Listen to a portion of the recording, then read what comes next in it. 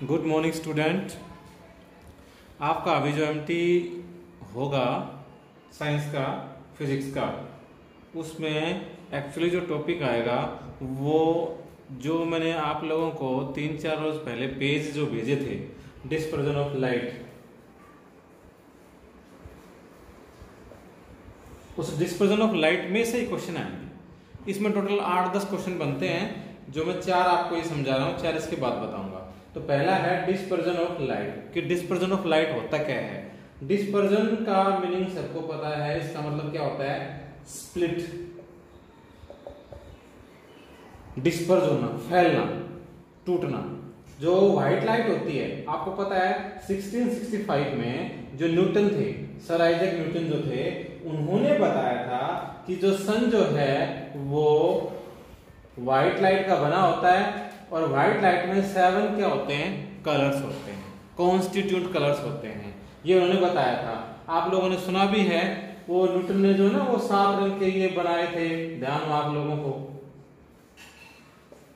है ना, इनको गोल गोल घुमाते हैं तो ये कलर दिखता है व्हाइट रंग का ही, बस केवल 7 कलर होने के बाद भी। तो एक्चुअली उन्होंने इसकी चीज में बताया था। तो आज हम वही पढ़ रहे हैं, डिस्पर्जन ऑफ लाइट मींस जो लाइट होती है उसका डिस्पर्स्ड होना, मींस फैलना या उसका स्प्लिट होना 7 कलर्स में। तो डिस्पर्जन ऑफ लाइट में भी आप लोग यही बात पढ़ोगे पहले कि डिस्पर्जन ऑफ लाइट क्या होता है। इसकी डेफिनेशन है, सारे सुन लो, लिखने भी आप लोगों को, the process of splitting, the process of splitting of white light into 7 colors is called dispersion of white light। और आपको पता है dispersion of white light जो है उसको यदि हम जब किसी प्रिज्म में से देखते हैं तो हमें इस पैटर्न में VIBGYOR,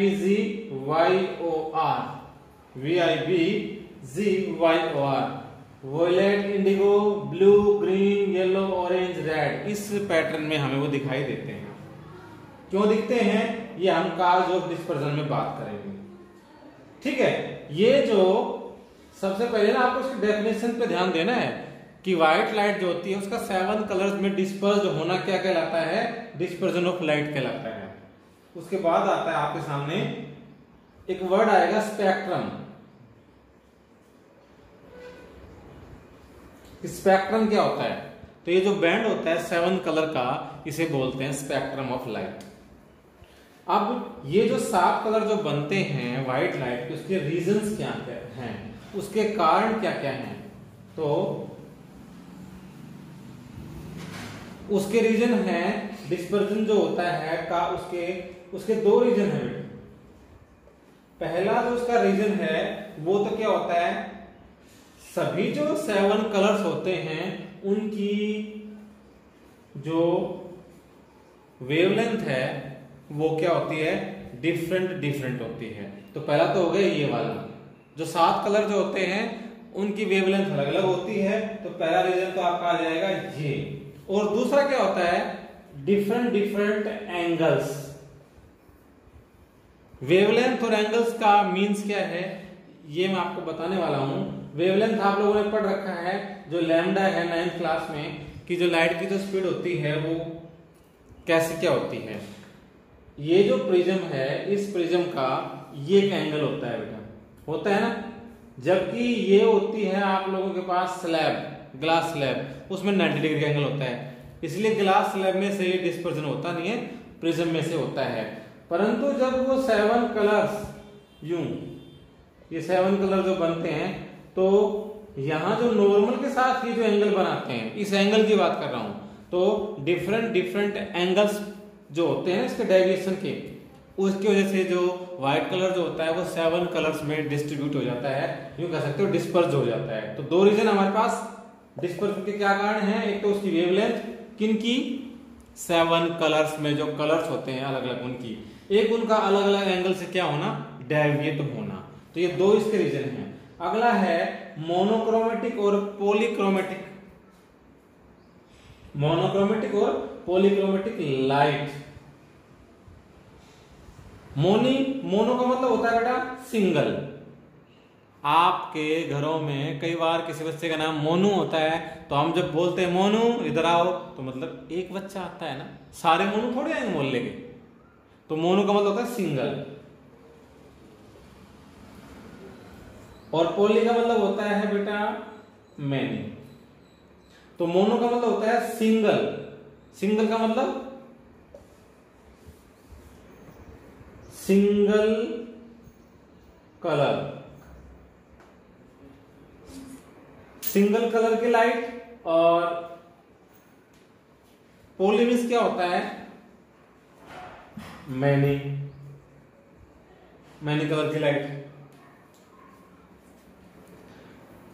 तो सिंगल कलर की लाइट का मतलब होता है वो लाइट जिसकी सिंगल क्या हो, वेवलेंथ। तो सिंगल वेवलेंथ वाली या सिंगल कलर वाली जो लाइट होती है वो तो होती है बेटा मोनोक्रोमेटिक लाइट। मोनोक्रोमेटिक लाइट में जितनी भी ये जो लेजर होती है ना, जितनी भी लेजर लाइट्स होती हैं, रेड कलर की हो गई, मान लो दीवार पे जब हम डालते हैं तो खाली रेड कलर का बिंदु बनता है, तो वो जो है वो एग्जांपल है किसका, मोनोक्रोमेटिक का। एक सोडियम लाइट भी आती है बेटा,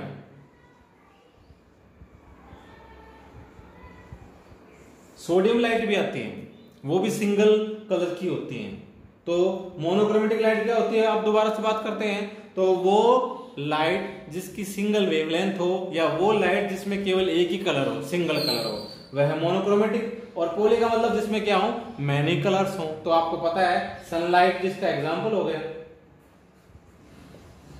पॉलीक्रोमेटिक का एग्जाम्पल क्या हो गया, सनलाइट। सनलाइट जो होता है उसमें अलग अलग वेवलेंथ के कलर्स होते हैं, या यूं कह सकते हो कलर बहुत ज्यादा होते हैं। तो ये मोनोक्रोमेटिक और ये हो गया पॉलीक्रोमेटिक। अब आता है रिकॉम्बिनेशन या रिकम्पोज्ड।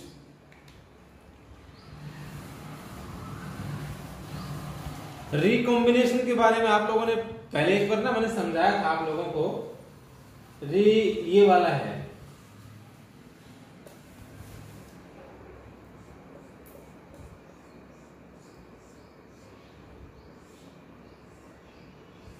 ऐसा आप लोगों ने देखा हुआ है, ये रिकॉम्बिनेशन का था। यहां से एक व्हाइट लाइट जाती है, वो बैंड होती है, देन फिर वो बैंड होती है यहां से, ये जो गैप है इस गैप से ज्यादा होगा, और ये यहां और ये यहां, और उसके बाद ये, तो ये होती है, ये व्हाइट लाइट होती है। ये ऊपर कौन सा कलर आता है, रेड या वायलेट, रेड, नीचे वायलेट, रेड वायलेट, और ये कौन सा बन गया, ये एक बड़ा कागज है, स्क्रीन है, और ये आ गई व्हाइट लाइट। तो व्हाइट, तो रिकम्पोज का मतलब क्या हो गया,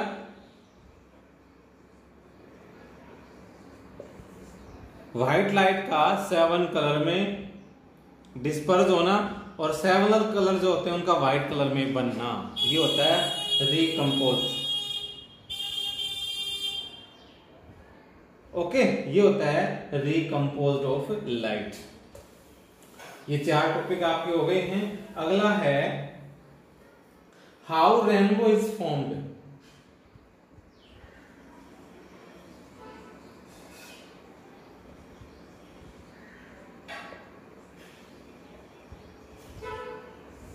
हाउ रेनबो इज फॉर्म्ड। तो बेटा आप लोगों को ना मैंने ये ध्यान से देखो, ये वाला पेज भेज रखा है सभी के पास, और साथ में मैंने आप लोगों के पास ये वाला पेज भी भेज रखा है बेटा, और यहां तक का मैं टॉपिक आप लोगों के पास करवाऊंगा, ठीक है। ये मैंने दोनों पेज भेज रखे हैं। अब मैं आपको रेनबो करवा रहा हूं कि रेनबो कैसे फॉर्म्ड होता है। तो रेनबो फॉर्म्ड जो होता है, सबसे पहले तो आप लोग ना इसका एक डायग्राम है, वो डायग्राम आप लोगों को बनाना ही बनाना है। ये आपको पता होता है, just after rain some water droplets are suspended in the air when sunlight falls on them it bend. It reflect then bend. मतलब यहां और यहां तो होता है रिफ्रैक्शन और यहां होता है रिफ्लेक्शन, इसलिए ये TIR का फिनोमिना भी है, टोटल इंटरनल रिफ्लेक्शन का भी फिनोमिना है ये डायग्राम बड़े ध्यान से देखना बेटा, आप लोग डायग्राम में आप लोग गलती कर देते हो। उसके बाद ये यहां और यहां से फिर इसको काटता हुआ यहां और एक फिर यहां,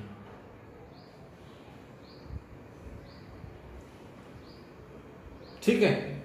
यहां रेड, यहां V, यहां V और यहां रेड, और यहां जो ऑब्जर्वर होता है उसको दिखता है।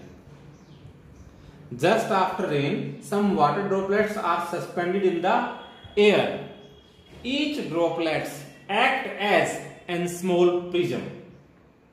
ओके, प्रत्येक ड्रॉपलेट जो होता है वो स्मॉल प्रिज्म की तरह काम करता है।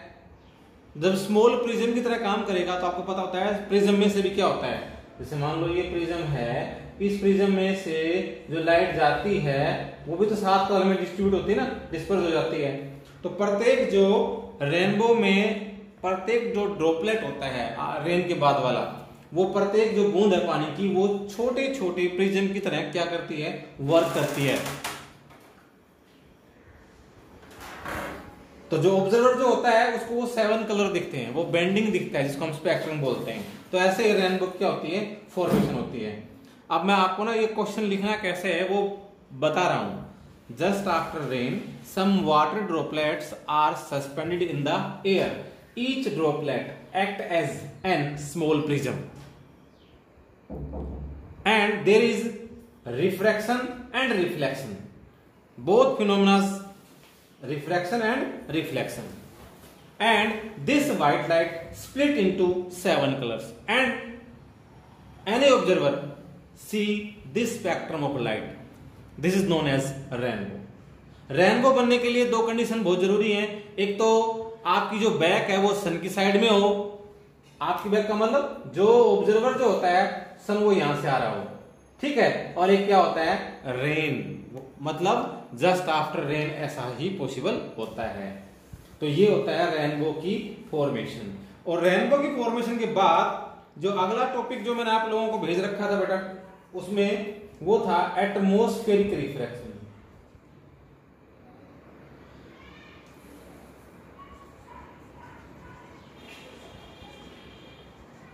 एटमॉस्फेरिक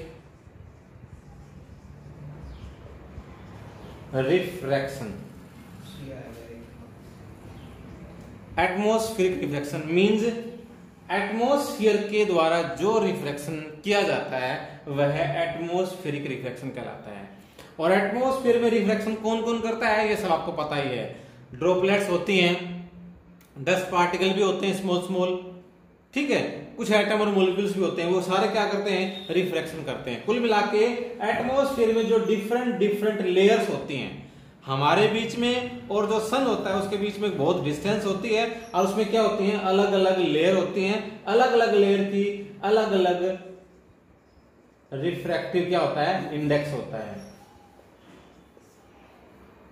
तो ये अलग अलग रिफ्रैक्टिव इंडेक्स होता है, तो लाइट जो होती है वो क्या होती है, बार बार बेंड होती रहती है। तो the bending of light by atmosphere is known as atmospheric refraction, ठीक है। तो एटमॉस्फेरिक रिफ्रैक्शन की डेफिनेशन जब आप लिखोगे तो क्या लिखोगे, बताओ जरा एक बार, किसी को याद है जो यहां है, बताओ।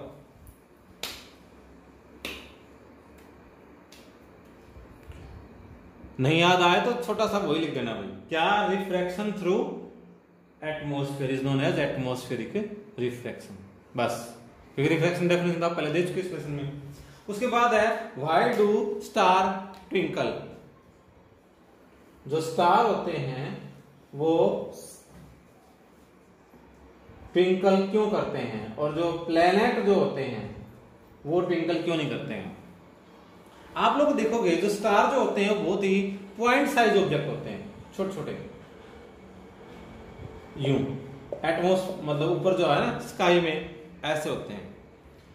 ये पॉइंट साइज ऑब्जेक्ट जो होते हैं इनसे जो लाइट आती है वो लाइट बार बार क्या होती रहती है बेटा, एटमॉस्फेयर में जो अलग अलग रिफ्रैक्टिव इंडेक्स वाली लेयर होती हैं उनमें, जैसे मान लो ये हमारे पास एक स्टार है, इस स्टार से हमारे पास जो लाइट आएगी वह बार बार क्या होगी, बैंड होगी अलग अलग मीडिया के द्वारा। तो उसका बार बार बैंड होने से क्या होगा, लाइट हमें बार बार क्या होगी, रिफ्रैक्ट होती हुई दिखाई देगी। इसे हम क्या बोलते हैं, रिफ्रैक्शन। परंतु इस रिफ्रैक्शन की वजह से जो स्टार से जो हमारे पास जो लाइट आती है उसको हम कंटिन्यूस देख नहीं पाते हैं। वो लाइट हमें बार बार क्या दिखाई देगी, जैसे कि स्टार क्या हो रहे हो, टिमटिमा रहे हो, जबकि इसमें रीजन क्या होता है, रिफ्रैक्शन होता है। ठीक है, तो एटमॉस्फेयर में रिफ्रैक्शन हो जाता है, उस वजह से हमें ये स्टार क्या होते हैं, ट्विंकल होते हुए दिखते हैं। और आपकी जो बुक है इसमें लिखा हुआ भी है कि स्टार ट्विंकल क्यों होते हैं, बड़ा छोटा सा आंसर दिया हुआ है। उससे अगला है प्लेनेट ट्विंकल क्यों नहीं होते। भाई प्लेनेट एक तो हमारे बहुत नजदीक होते हैं, प्लेनेट का साइज जो होता है वो स्टार से बड़ा दिखता है, होता नहीं है वैसे, स्टार ही बड़े होते हैं, प्लेनेट छोटे होते हैं, परंतु हमारे नजदीक कौन है, प्लेनेट, तो वो हमें दिखते भी बड़े हैं। स्टार जो है वो तो पॉइंट सोर्स है लाइट के, और जो प्लेनेट है वो एक्सटेंडेड सोर्स है, एक्सटेंडेड सोर्स ऑफ लाइट है।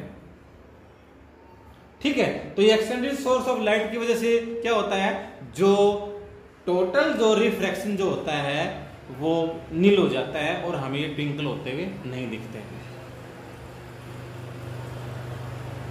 एक आएगा why do star appears higher in the sky, इसका तो तुम्हें कोई क्वेश्चन तैयार करना ही नहीं है।